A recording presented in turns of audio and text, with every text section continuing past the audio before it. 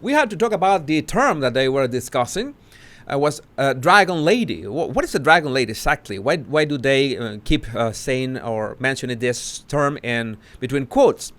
It's usually a stereotype of certain East Asian and occasionally South Asian and or Southeast Asian, how precise, women as strong, deceitful, domineering, mysterious, and often sexually alluring. So this is a Dragon Lady, one that is it's like a cobra, it's like a serpent, it's a stereotype, of course. But Meghan made a big mistake, Meghan. You don't only mention movies that I'm very fond of Austin Powers movies, but you also made a cardinal sin of mentioning Kill Bill.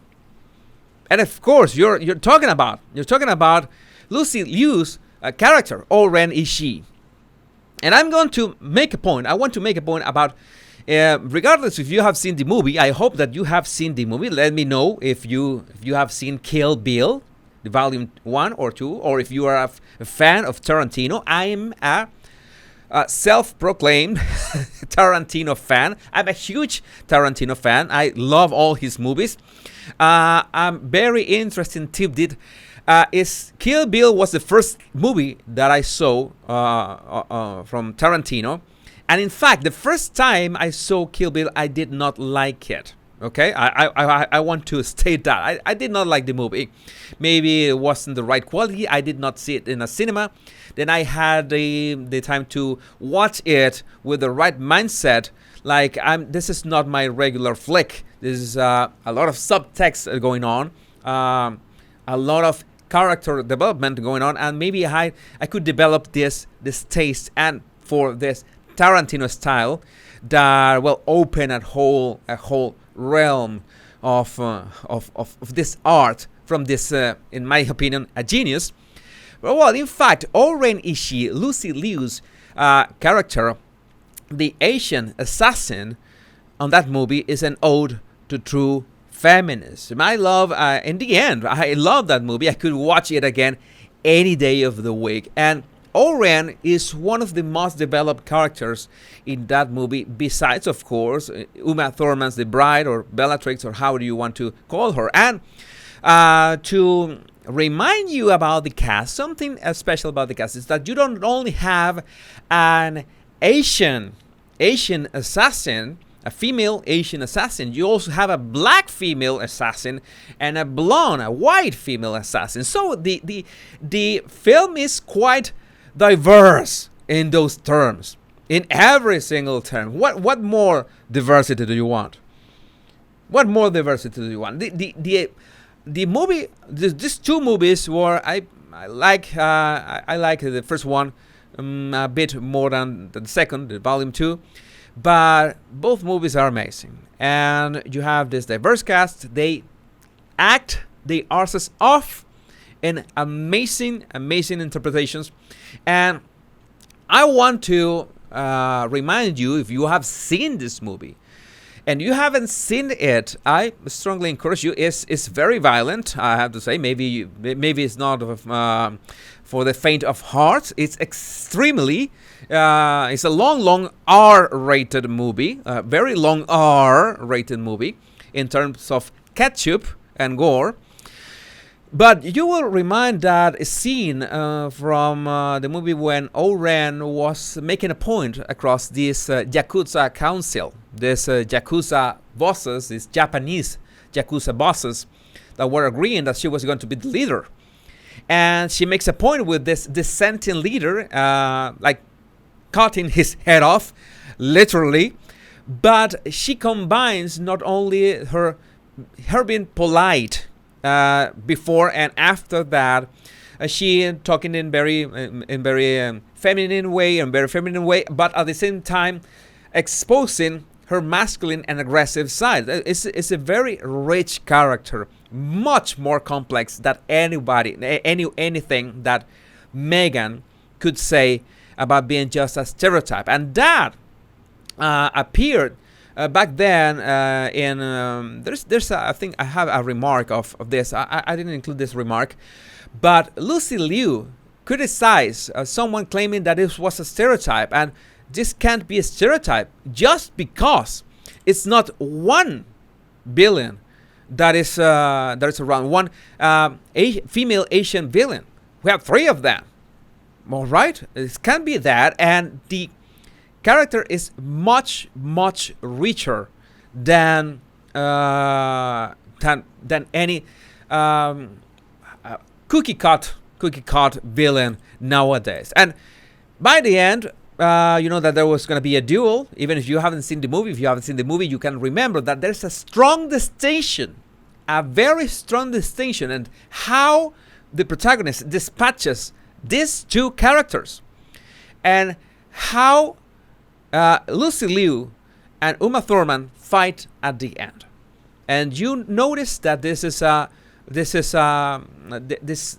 depth, this has honor, this has respect for each other. Maybe they had some kind of friendship before this, because there are no witty remarks, there are no funny jokes, there are no one-liners, there are nothing. Like, they don't want, they address the fact that they're there confronting each other in this confrontation, and it's as stark as you can imagine. So there's this depth to this character that I don't know. I wanted to defend this character because I love Lucy Liu, and I especially love her in this movie. And I especially love this movie, and I love Uma Thurman in this movie too. Okay, how can you compare that? How can you compare that with this? Thanks, Meghan Small. You expressed in words what I wanted to say. Oren was a badass in Kill Bill. I guess for Markle, pretending to be a sexualized lawyer is okay, but not a female assassin. There may be levels to this. Maybe this was like an ass assassin, okay, so to speak, a pun intended. But well, and yes, I think I included that reference here. My mistake.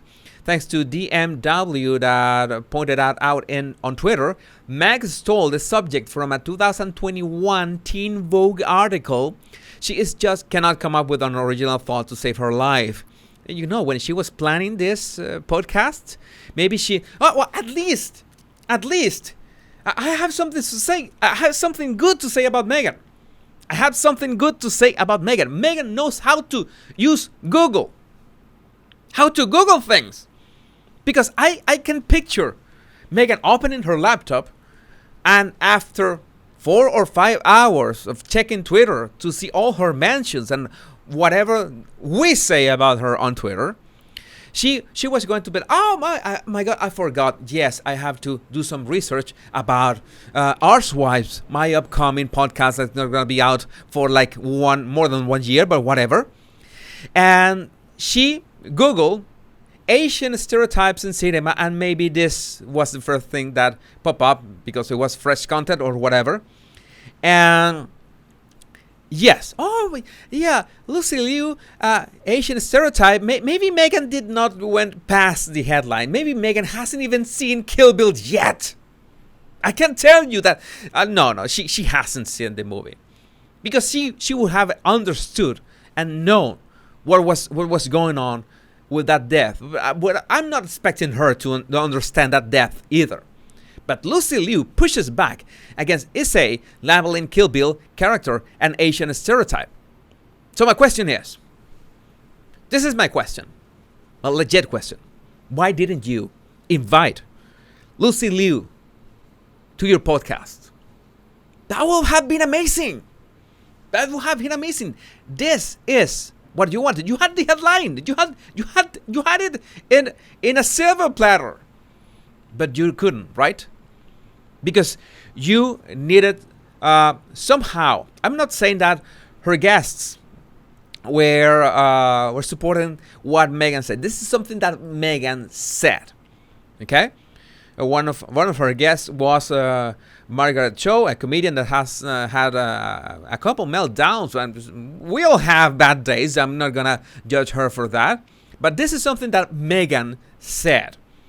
And you imagine, you have the idea that someone that is going to interview someone about a topic, dragon ladies, Asian stereotypes in cinema, in media, is gonna do her due diligence.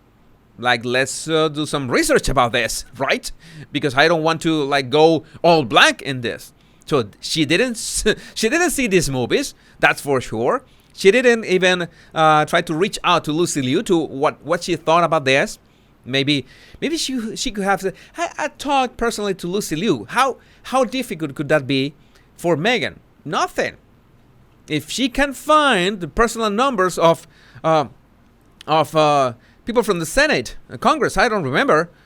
How hard can it be to contact Lucy Liu's manager or publicist? Not hard at all. But she didn't. That is his job. You had one job, Meghan, and you didn't do it properly. Why? Why not? Because it would have become all about Lucy. I agree. People will pay attention to Lucy Liu before anything Meghan says. I agree. And I don't think that Lucy could put up with, the bullshit. Nah, I can't. I don't imagine. I respect Lucy too much to imagine that for 1 second. But well,